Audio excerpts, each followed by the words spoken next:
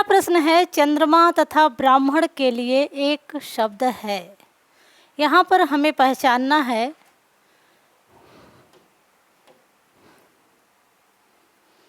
चंद्रमा और ब्राह्मण के लिए एक शब्द, यानी कि ऐसा शब्द जो चंद्रमा और ब्राह्मण दोनों का पर्यायवाची हो।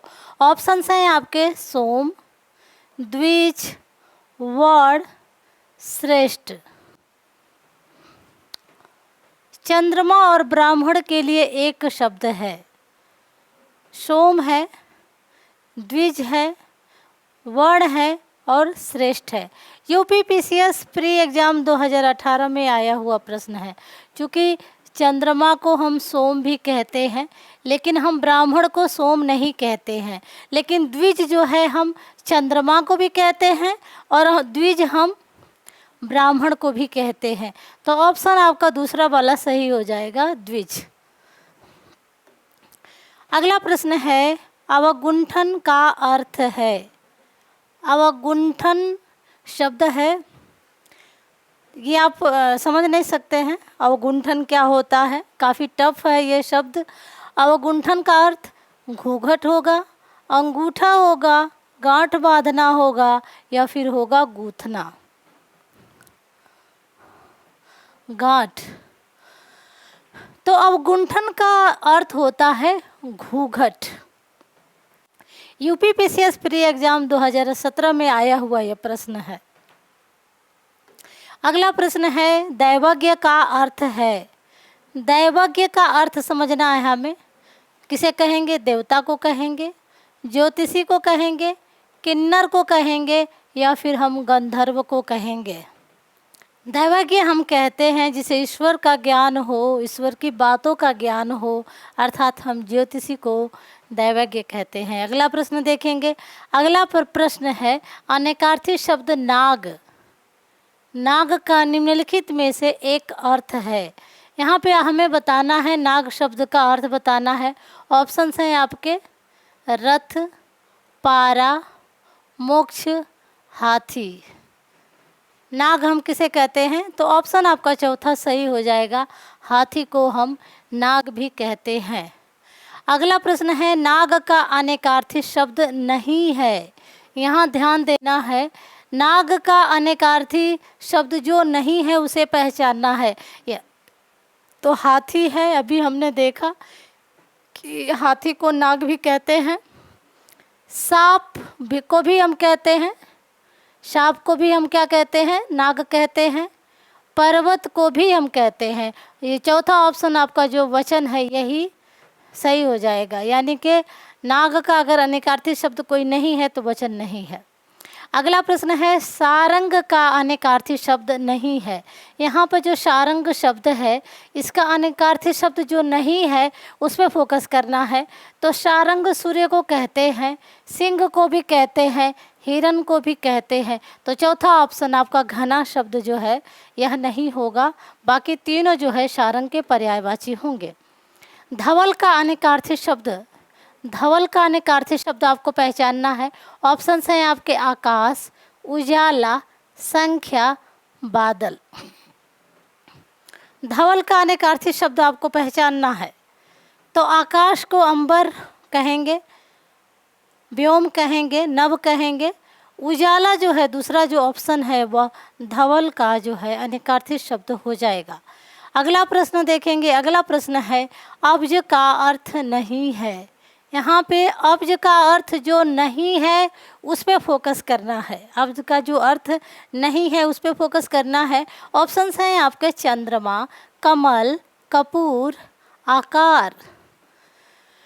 तो अब्ज जो है हम चंद्रमा को भी कहते हैं, हम कमल को भी कहते हैं, हम कपूर को भी अब्ज कहते हैं। आकार जो है आपका ऑप्शन चौथा जो है इस प्रश्न का आंसर हो जाएगा। अगला प्रश्न है, फल का अर्थ है। काफ़ी आसान है ये। फल का अर्थ है क्या है? परिणाम है, मेवा है, लाभ है, अर्क है। अर्क हम सूर्य को कहते हैं। तो यहाँ पर जो है फल का अर्थ होगा परिणाम। अगला प्रश्न देखेंगे। अगला प्रश्न है, बलि का अनेकार्थी शब्द नहीं है। ऐसा शब्द जो बलि का अनेकार्थी शब्द जो नहीं है उसे पहचानना है। तो बलि किसे कहेंगे? बलिदान को कहेंगे, उपहार को कहेंगे, कर को कहेंगे, या फिर हम मंडल को कहेंगे। तो बलि, बलिदान, उपहार, कर, ये सारा जो है इसका है। लेकिन जो मंडल है, चौथा जो है 10वें क्वेश्चन का चौथा ऑप्शन सही हो जाएगा। अगला प्रश्न है, अंबर का अनेकार्थी शब्द नहीं है। ऐसे शब्द को पहचानना है जो अंबर का अनेकार्थी यानी कि पर्यायवाची नहीं है। ऑप्शन हैं आपके मेघ, कपड़ा, आकाश। तो ये तीनों जो है, मेघ, कपड़ा, आकाश, तीनों को हम अंबर कहते हैं। लेकिन जो गो है, यह जो है अंबर का पर्यायवाची शब्द नहीं है। ये भी आपका PYQ में पूछा गया प्रश्न है। अगला प्रश्न है, द्विज का अनेकार्थी शब्द। यहाँ पे द्विज शब्द जो है बार बार परीक्षाओं में दिखाई देता है। तो द्विज का देखेंगे अनेकार्थी शब्द जो नहीं है उसे पहचानना है। दांत, दांत में यहाँ पे चंद्र बिंदु होगा, तो दांत जो है द्विज का पर्यायवाची है। ब्राह्मण को भी हम द्विज कहते हैं, चंद्रमा को भी कहते हैं। चौथा ऑप्शन कागज जो है सही हो जाएगा इस प्रश्न का आंसर, यानी कि द्विज का जो है अनेकार्थी शब्द कागज नहीं है। अगला प्रश्न है, अच्युत का शब्द। अच्युत, यहाँ पे देखेंगे अच्युत का अर्थ जो नहीं है उसे पहचानना है। ऑप्शन हैं आपके कृष्ण, कृष्ण को हम कहते हैं। अविनाशी, अविनाशी को भी हम कहते हैं अच्युत। विष्णु, विष्णु को भी हम कहते हैं। लेकिन चौथा ऑप्शन जो लक्ष्मी है, इनको हम नहीं कहते। यही जो है इस प्रश्न का आंसर हो जाएगा। अगला प्रश्न है, उन्मीलन का विलोम शब्द होगा। अब तक हम अनेकार्थी यानी कि पर्यायवाची शब्द जो पूछे गए थे पीछे 2018 से लेकर के पीछे जा कर के हमने देखा। अब जो है हम विलोम शब्दों को देखेंगे। जो विलोम शब्द आपके पूछे गए थे, जैसे उन्मीलन शब्द है, इसका विलोम शब्द आपको पहचानना है। ऑप्शन हैं आपके अनुमीलन, निमीलन, अवमीलन, मिलान। तो ऑप्शन आपका जो है दूसरा सही हो जाएगा। उन्मीलन का विलोम शब्द होता है निमीलन। अगला प्रश्न है, निम्नलिखित में से कौन सा विलोम युग्म त्रुटिपूर्ण है? ऐसा युग्म जो कि त्रुटिपूर्ण है उसे पहचानना है। आपके ऑप्शंस हैं आपके आमिष का शामिष, आधार का आधेय, विनत का उद्धत और विपत्ति का संपत्ति। तो देखेंगे ये तीनों जो ऑप्शन हैं ये सही हैं, लेकिन आमिष और शामिष दोनों जो है समानार्थी शब्द हैं, इनका विलोम हो जाता है निरामिष। तो इस तरह से आपका जो है इस प्रश्न का आंसर आपका पहला सही हो जाएगा। आमिष या शामिष दोनों की समानार्थी शब्द हैं और ये जो है इनका जो विलोम होता है वह निरामिष होता है। अगला प्रश्न देखेंगे। अगला प्रश्न है, अथ का विलोम है। यहाँ पे अथ का विलोम आपको पहचानना, ये भी आपका प्रश्न PYQ में पूछा गया है। ऑप्शंस हैं आपके पूर्ण, समास, इति, खत्म। अथ का होता है अर्थ प्रारंभ। जब हम किसी चीज़ का प्रारंभ करते हैं तो वहाँ जो है अथ शब्द का प्रयोग होता है, लेकिन जहाँ हम समाप्ति करते हैं इति का अर्थ होता है समाप्ति।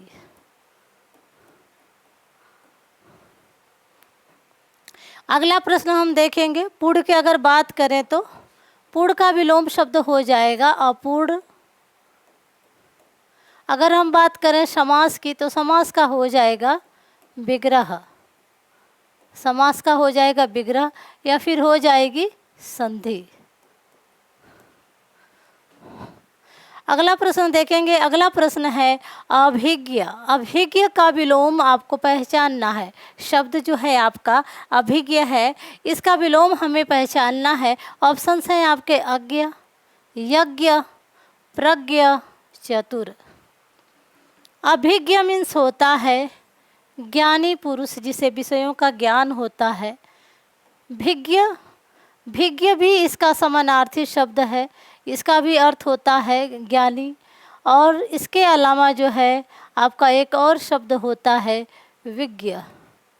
ये सारे जो है तीनों तीनों जो शब्द हैं ये समानार्थी शब्द होते हैं, और अगर इनकी बात की जाए तो तीनों का जो विलोम होता है वह अज्ञ होगा या फिर अनभिज्ञ होगा।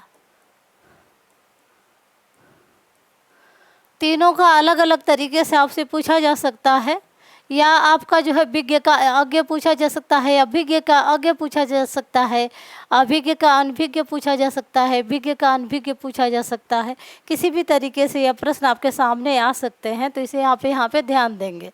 अगला प्रश्न है व्यास का विलोम शब्द होगा।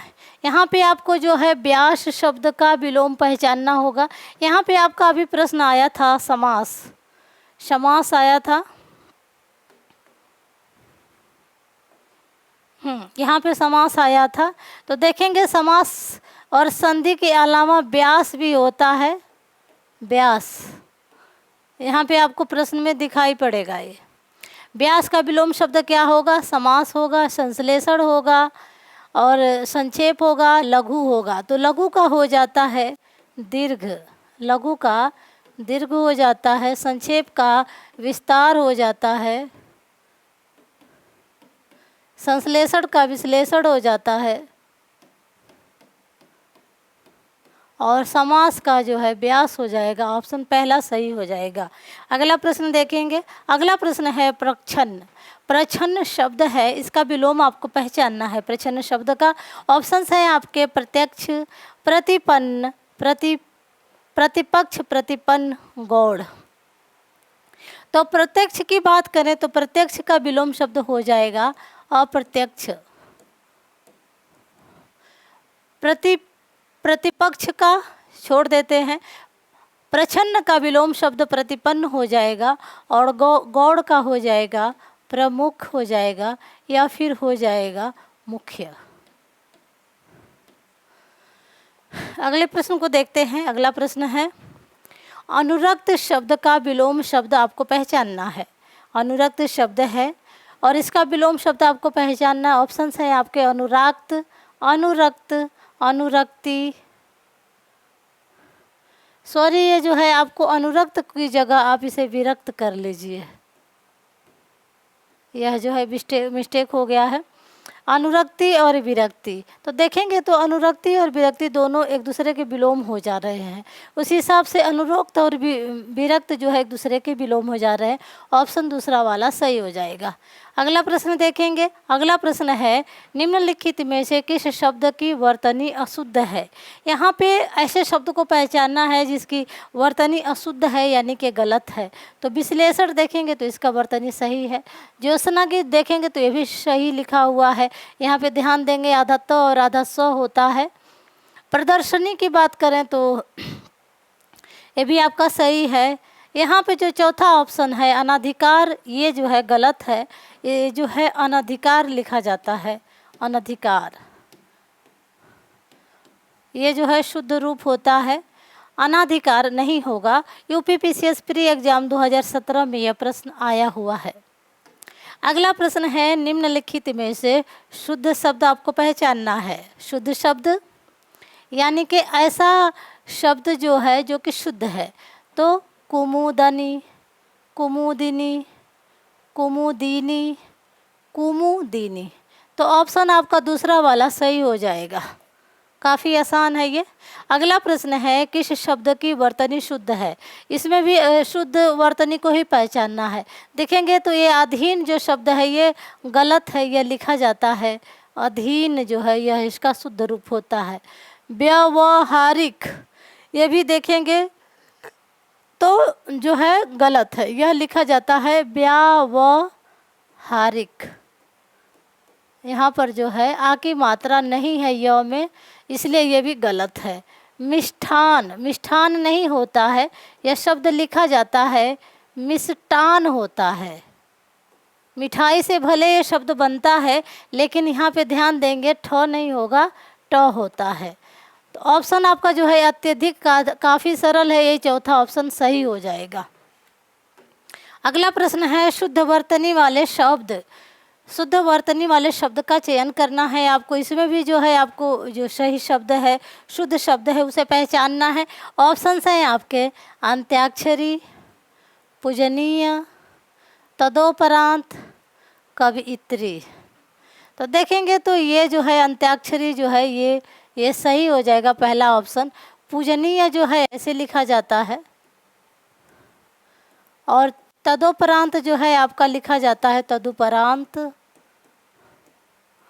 और जो कवियत्री मैंने बार बार बताया है कि यह कवि का जो फीमेल होता है तो उस हिसाब से हम इसे सही मान लेते हैं, लेकिन होता है यह कवियत्री। ध्यान देंगे कवियत्री होगा ना कि कवियत्री। तो शुद्ध रूप जो है कवियत्री का कवियत्री है, तदोपरांत का तदुपरांत है, पूज्यनीय का पूजनीय है। और यहाँ पे इस अगर प्रश्न की बात करें तो आंसर पहला वाला सही हो जाएगा अंत्याक्षरी। आगे हम देखेंगे अगले प्रश्न को। अगला प्रश्न है निम्नलिखित में से शुद्ध वर्तनी वाला शब्द है। यहाँ पे शुद्ध वर्तनी वाला शब्द होना चाहिए, शुद्ध वर्तनी वाला शब्द ये नहीं होना चाहिए। तो शुद्ध वर्तनी वाला शब्द कौन सा है? यहाँ पे देखेंगे तो ये आपका जो है ऐसे होना चाहिए, उत्कर्ष, उत्कर्ष, वैमनस्य, मिथिलेश कुमारी। देखेंगे तो उत्कर्ष, वैमनस्य हुआ, वांगमय, ये जो है तीनों सही है। तो यहाँ पे शुद्ध वर्तनी वाला शब्द नहीं है, होना चाहिए नहीं है, प्रश्न गलत है। ये यहाँ पे जोड़ लेंगे। इस आधार पर जो है यह मिथिलेश कुमारी यह जो है रॉन्ग हो जाएगा। यह जो है लिखा जाता है मिथिला से मिथिलेश कुमारी। परीक्षाओं का फेवरेट शब्द है, शब्द शुद्धि में जो है यह शब्द बार बार दिखाई पड़ता है, तो आप इसको थोड़ा सा ध्यान देंगे। अगला प्रश्न है निम्नलिखित में से एक की वर्तनी शुद्ध है। यहाँ पे एक ही जो है वर्तनी है जो कि शुद्ध रूप है, बाकी तीन गलत है। तो पहचानना है खिवैया, न्यौछावर, अनन्यास, निरपेक्ष। तो देखेंगे तो यहाँ पर इस प्रश्न के अनुसार तो है ऑप्शन आपका तीसरा सही हो जाएगा, अनन्यास होता है, अनन्यास। और जो ये जो खिवैया शब्द है यह होता है खेवैया। और जो ये आपका न्यौछावर शब्द है यह होता है न्यौ होगा, ना कि नौ, न्यौ, न्यौछावर होगा, न्यौछावर। और ये जो आपका शब्द है निरपेक्ष जो दे दिया है या इसका जो शुद्ध रूप होता है निरपेक्ष होता है। तो इस आधार पर जो है आपका जो है शब्द का देख लेंगे शुद्ध रूप, और ये जो है आपका ऑप्शन तीसरा वाला सही हो जाएगा इस प्रश्न का आंसर। अगला प्रश्न देखेंगे। अगला प्रश्न है एक की वर्तनी शुद्ध है। यहाँ पे देखना है कि इसमें से एक ही वर्तनी शुद्ध है, बाकी तीन गलत है। तो आविष्कार, देवारसी, निशब्द, जमाता। पहला ऑप्शन आविष्कार ही सही हो रहा है, बाकी जो दूसरा ऑप्शन है वह होगा देवर्षि, तो ये भी गलत है। निशब्द जो है ऐसे नहीं लिखा जाता है, निह शब्द होता है। निह शब्द जो है यह शुद्ध रूप होता है, इसको ध्यान देंगे। जमाता नहीं होता है, जामाता होता है, जामाता होता है। आगे हम बढ़ेंगे, अगला प्रश्न देखेंगे। अगला प्रश्न है निम्नलिखित में से शुद्ध वर्तनी वाला शब्द आपको पहचानना है। यहाँ पे भी एक ही पहचाना है, तीन गलत हैं आपके। तो यहाँ पे देखेंगे श्रृंगार ये पहला ही गलत है, कलेश ये भी गलत है, उज्ज्वल ये भी गलत है, निरोग। तो चौथा ऑप्शन सही हो जाएगा। बाकी यहाँ पे जो उज्ज्वल शब्द है, उज्ज्वल शब्द में आपका जो होता है वह दोनों जो है आधे होते हैं, पूरे नहीं होते हैं, एक भी जब पूरा नहीं होता है। कलेश नहीं होता है, क्लेश होता है, क्लेश। और ये जो है श्रृंगार होता है, जिसमें ये जो ऊपर वाली जो डंडी है सिर्फ एक रहेगी, दो नहीं रहेगी। तो ये आपका जो है शुद्ध रूप है। बार बार यह शब्द जो है दिखाई देता है परीक्षाओं में, तो ध्यान देंगे। अगला प्रश्न है व्याकरण के ज्ञाता के लिए एक शब्द पहचानना है। अब इसमें से अब देखेंगे अनेक शब्दों के लिए एक शब्द से प्रश्न आपका आ गया। अब पहले हमने विलोम देखा था, उसके बाद हम शब्द शुद्धि से कुछ शब्द देखे थे। अब हम देख रहे हैं अनेक शब्दों में से, अनेकार्थी शब्दों में से एक शब्द जिनके लिए होता है। तो वहाँ पे देखेंगे मतलब अनेक शब्दों के लिए एक शब्द जो होता है उससे प्रश्न आए हुए हैं। तो देखेंगे पहला ऑप्शन है व्याकरणज्ञ, व्याकृता, व्याकरणी, व्याकरण। सुपर टेट में यह परीक्षा के एग्ज़ाम में आया हुआ है। आपका यूपी पीसीएस प्री एग्ज़ाम में भी ये प्रश्न आया हुआ है। आरओ में भी ये प्रश्न दिखाई पड़ता है। टीजीटी पीजीटी में भी ये प्रश्न दिखाई पड़ता है। काफ़ी परीक्षाओं का फेवरेट प्रश्न है, तो इसको ध्यान देंगे। जो व्याकरण का ज्ञाता होता है उसे हम व्याकरण कहते हैं। आगे हम बढ़ेंगे। अगला प्रश्न है, उत्तराधिकार में प्राप्त संपत्ति के लिए एक शब्द होगा। ऐसी संपत्ति जो उत्तराधिकार में ही प्राप्त हो जाए, अपने आप प्राप्त हो जाए, उसे हम क्या कहेंगे? पहला ऑप्शन है रिक्त, दूसरा है धरोहर, तीसरा है वसीयत और चौथा है संदया। कौन सा सही हो जाएगा? कौन सा सही लग रहा है? तो आपका जो है रिक्त जो होता है, उत्तराधिकार में प्राप्त संपत्ति को हम रिक्त शब्द, ये भी प्रश्न बार बार परीक्षाओं में दिखाई पड़ता है, तो इस पर ध्यान देंगे आप। अगला प्रश्न है, स्वयं सेवक के लिए कौन सा वाक्य खंड सही होगा? यहाँ पे जो है स्वयं सेवक के लिए अनेक शब्द हमें पहचानना है। आपके मतलब एक वाक्य को पहचानना है। पहला वाक्य है दूसरों की सेवा करने वाला, स्वयं की सेवा करने वाला, स्वेच्छा से दूसरों की सेवा करने वाला, बिना वेतन के काम करने वाला। अगर आपको ये पता नहीं है, मतलब याद नहीं है, तो आप दूसरे वाले को स्वयं सेवक, स्वयं की सेवा करने वाला, आप उसे सही कर देंगे, लेकिन ये सही नहीं है। ऑप्शन आपका तीसरा सही हो जाएगा। स्वेच्छा से दूसरों की सेवा करने वाला क्या कहलाता है? स्वयं सेवक कहलाता है। अगले प्रश्न पर हम देखेंगे, अगले प्रश्न भी चर्चा करेंगे। जिसका जन्म निम्न कुल में हुआ हो, ऐसा व्यक्ति जिसका जन्म जो है निम्न कुल में हुआ हो, यह जो है परीक्षाओं में बार बार पूछा जाता प्रश्न है। देखेंगे, पहला जो ऑप्शन है अंडज है, दूसरा है पिंडज, तीसरा है अछूत और चौथा है अंतज। तो अंडज और पिंडज को तो आप बिल्कुल अलग कर देंगे, कंफ्यूज होंगे अंतज और अछूत में। सोचेंगे कि जिसका जन्म नीच कुल में हुआ है, निम्न कुल में हुआ है, तो उसे हम अछूत कहते हैं। नहीं, उसे अंतज्य कहते हैं। जिसका जन्म निम्न कुल में हुआ हो, छोटी जाति में हुआ हो या नीच कुल में हुआ हो, ऐसे करके प्रश्न 3 तरीके से आपसे पूछा जा सकता है, तो कंफ्यूज नहीं होना, अंतज्य कहेंगे उन्हें हम। आगे हम बढ़ते हैं। अगला प्रश्न है, यात्रा के समय रास्ते में उपभोग के लिए दी गई खाद्य सामग्री के लिए एक शब्द होगा। यह भी जो है शब्द मैं देखती हूँ कि यात्रा के लिए रास्ते में जो खाद्य सामग्री दी जाती है, यह प्रश्न भी बार बार परीक्षाओं में दोहराया जाता है। क्या कहेंगे? स्वल्पाहार कहेंगे, आहार कहेंगे, उपाहार कहेंगे या फिर पाथेय कहेंगे। चौथा ऑप्शन आपका जो है यही सही हो जाएगा, बाकी 3 गलत हैं। अगला प्रश्न है, रंगमंच के पर्दे के पीछे के स्थान को क्या कहेंगे? यह भी जो शब्द है बार बार पूछा जाता है। रंगमंच के पर्दे के पीछे के स्थान को क्या कहते हैं? तो ये जो है ऑप्शंस देखेंगे, पृष्ठभूमि, नेपथ्य, मंच पृष्ठ, गुह्य मंच। तो नेपथ्य कहेंगे, नेपथ्य। ऑप्शन दूसरा सही हो जाएगा। अगला प्रश्न है, जिसका जन्म कन्या के गर्भ से हुआ हो। जिनका जन्म कन्या के गर्भ से हुआ हो, उनके लिए एक शब्द क्या होगा?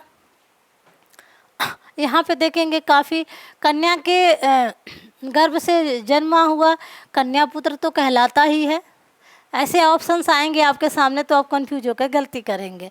अवैध पुत्र भी कहलाता है, कानीन कन्या शुद्ध भी कहलाता है, लेकिन इस प्रश्न का जो आंसर होता है वह शुद्ध कानीन होता है। ऐसा बच्चा जो कि किसी कन्या के गर्भ से प्राप्त हो या पैदा हुआ हो, वह कानीन कहलाता है। यहीं पे हम देखेंगे एक और आता है, औरस, औरस, और इसका विलोम होता है जारज। यह जो है शब्द बार बार परीक्षाओं में दिखाई देता है। औरस का बात करें तो ऐसा जो है, ऐसा पुत्र यानी कि नाजायज औलाद होती है, नाजायज औलाद। अब नाजायज औलाद कौन सी होती है आप अच्छी तरह जानते हैं, और जारज का समझ लीजिएगा कि जायज औलाद। अब जायज औलाद कौन सी है भी आप अच्छी तरह से जानते हैं।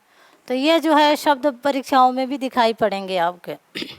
अगला प्रश्न है, कृदंत प्रत्यय किन शब्दों के साथ जोड़ते हैं? कृदंत प्रत्यय, प्रत्यय क्या कहलाते हैं? वे शब्दांश होते हैं, वे शब्दांश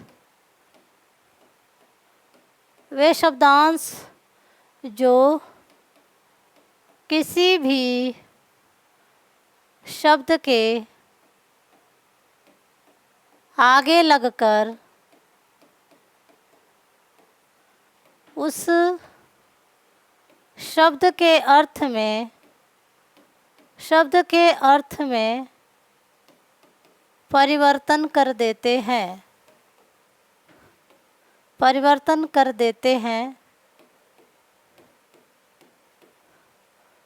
प्रत्यय कहलाते हैं। और अब वो उपसर्ग जो होता है ठीक इसी का उल्टा होता है। यहाँ पे देखेंगे तो जो प्रत्यय होते हैं ये भी दो प्रकार के होते हैं। एक तो आपका कृदंत होता है और एक होता है आपका तद्धित। आपसे पूछा गया है कृदंत को, तो कृदंत किसके साथ लगेगा? संज्ञा के साथ लगेगा, सर्वनाम के साथ लगेगा, क्रिया के साथ लगेगा, फिर अव्यय के साथ लगेगा। तो इसका जो है ऑप्शन आपका तीसरा सही हो जाएगा। कृदंत प्रत्यय जो होते हैं वो क्रिया से बनते हैं। अगला प्रश्न देखेंगे। अगला प्रश्न है, पांडव शब्द में कैसा प्रत्यय है? जो ये पांडव शब्द है इसमें जो प्रत्यय है वह तद्धित है या फिर कृदंत है, ये पहचानना है। तो ऑप्शन है आपके कृदंत, तद्धित, स्त्री, प्रत्यय नहीं जुड़ा है तो जुड़ा हुआ है, या जो है आपका ऑप्शन दूसरा सही हो जाएगा तद्धित। पांडु शब्द में जो है इसमें जो है आपका जुड़ा हुआ है प्रत्यय। अगला प्रश्न है, निम्नलिखित में से कौन सा शब्द सदा बहुवचन में प्रयोग होता है? यहाँ पर आपको पहचानना है ऐसा शब्द जिसका प्रयोग हमेशा जो है बहुवचन में होता है, सदा बहुवचन में होता है। आप देखेंगे कौन से शब्द हैं। ऑप्शन हैं आपके शिशु, शिशुओं, यहाँ बहुवचन बदलता है, भक्ति, भक्तियों, और यहाँ पे देखेंगे तो पुस्तक, प्राण। ऑप्शन आपका जो है ये सही हो जाएगा। ऑप्शन जो है प्राण सही हो जाएगा। इसी कैटेगरी में एक शब्द आपका आता है होश, होश उड़ गए, प्राण उड़ गए और आंसू निकल गए,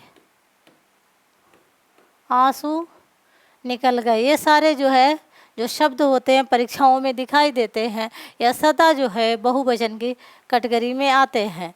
अगला प्रश्न देखेंगे। अगला प्रश्न है, कवि का स्त्रीलिंग शब्द है। कवि का स्त्रीलिंग पहचानना है। कवि शब्द है, इसका स्त्रीलिंग आपको पहचानना है। ऑप्शन है आपके कवित्री, कवयित्री, कवियित्री, कवियत्री। ध्यान देंगे कवियित्री होगा, अभी मैंने आपको इसे बताया था। अगला प्रश्न है, पगड़ी रख घी चख लोकोक्ति का अर्थ है।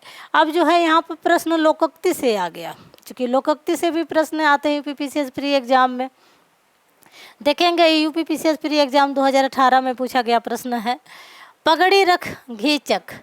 ऑप्शन है आपके मान सम्मान से ही जीवन का आनंद है, मान सम्मान से ही जीवन का आनंद है।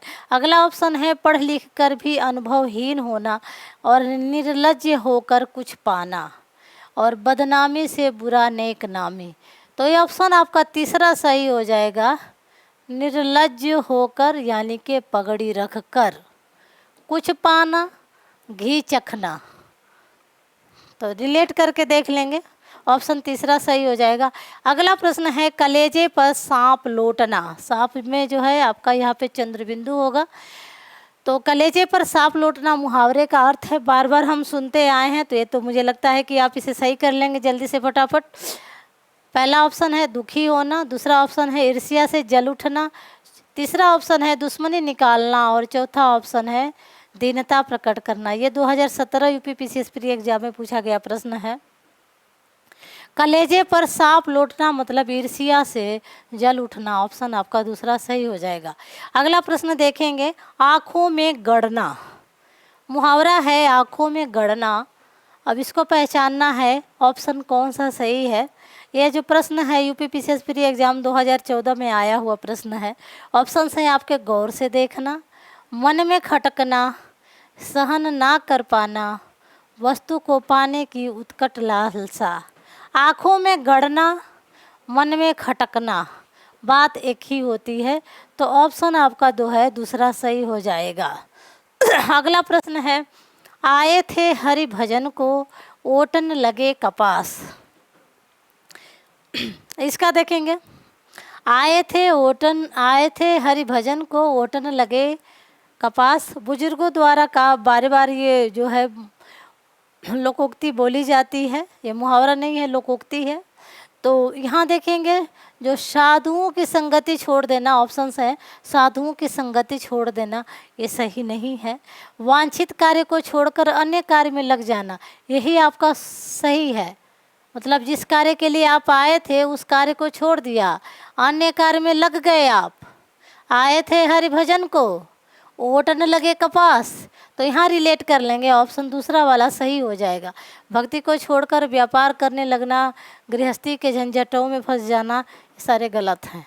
अगला प्रश्न है, सिर में पानी गुजरना। सिर से पानी गुजरना, सिर से पानी गुजरना, यह जो है मुहावरा बार बार प्रयोग किया जाता है कि अब तो पानी सर से ऊपर उठ गया।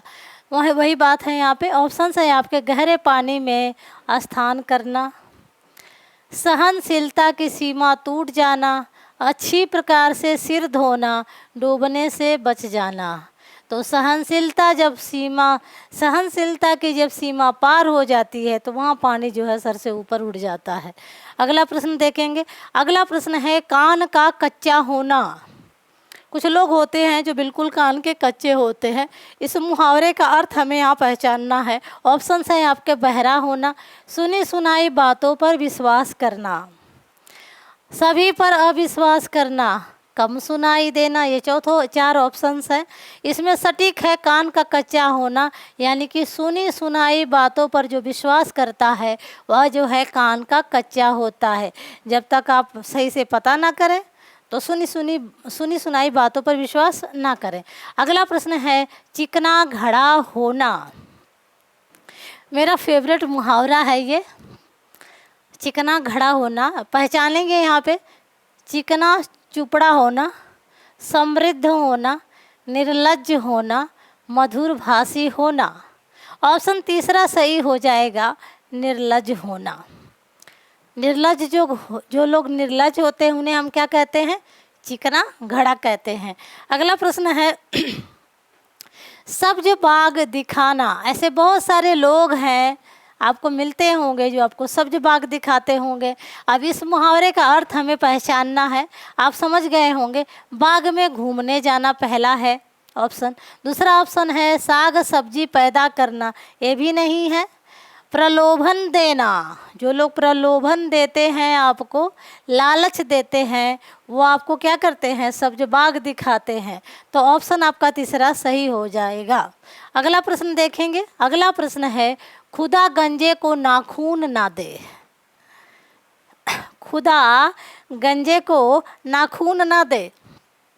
ऑप्शन है आपके, छोटे आदमी का प्रेम अस्थिर होता है, लज्जित होकर दूसरे पर क्रोध ना निकाले, एक दोस्त पहले था दूसरा और आ गया, नहीं सही है।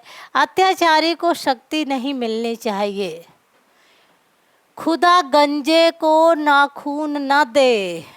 अगर गंजे के पास नाखून होगा उसके हाथ में, जब वो खुजली करेगा तो सर में से खून निकलने लगेगा।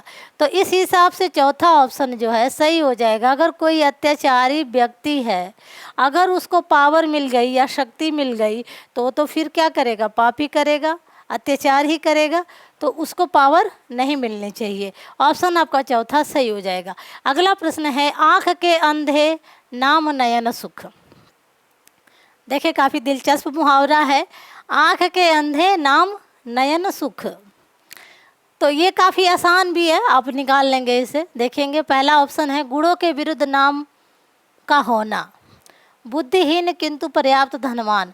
अंधा आदमी प्रायः गुणवान होता है। एक आंख के अंधे को सभी सुखद अनुभव हो सकते हैं। तो ये तीनों ऑप्शन जो है गलत हैं। ऑप्शन आपका पहला सही हो जाएगा। गुणों के विरुद्ध जब नाम होता है वहीं पर होता है। आंख का तो अंधा है लेकिन नाम क्या है? नयन सुख है। आगे हम देखेंगे, अगला प्रश्न है और इस क्लास का ये आखिरी प्रश्न है। उड़ती चिड़िया के पंख गिनना। बहुत सारे लोगों के मुंह से सुना होगा आपने कि मैं तो उड़ती चिड़िया के पर गिन लेता हूँ। तो वही है मुहावरा, उसका अर्थ आपको पहचानना है। ऑप्शन है आपके अनुभवी होना, वाक चतुर होना, प्रतिभाशाली होना, असंभव कार्य करना। क्या होगा? जो अनुभवी होगा वही तो बातों का पता लगा पाएगा। जो व्यक्ति अनुभवी होगा, तो ऑप्शन आपका पहला सही हो जाएगा, अनुभवी होना। तो कैसी रही आज की क्लास? फिर मिलते हैं नेक्स्ट क्लास में। और चैनल को जाने से पहले सब्सक्राइब कर दें, दोस्तों में शेयर कर दें। Thank you students.